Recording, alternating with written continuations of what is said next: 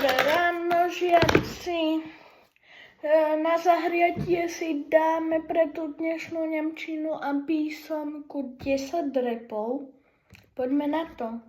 1, 2, 3, 4. Ježišmaria, Majka. Kúp si nové, prosím ťa, legíny, či čo to máš, nevidíš, že sú ti malé? Ja napíšem mamine, neboj sa. Dobre. Majko, zajdeš tam, skočíš na tú poličku a dáš tam túto knižku, prosím ťa. Ďakujem. Páči.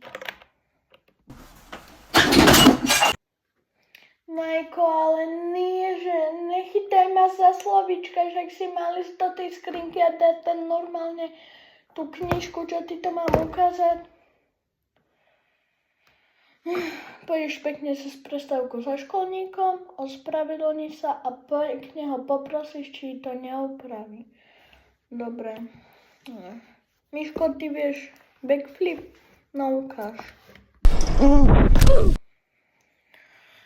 Dúfam, že si žiadne kosti nedolámal. Ja nemám tu kedy s vami chodiť do nemocnice. To je trieda toto. Babylon opic.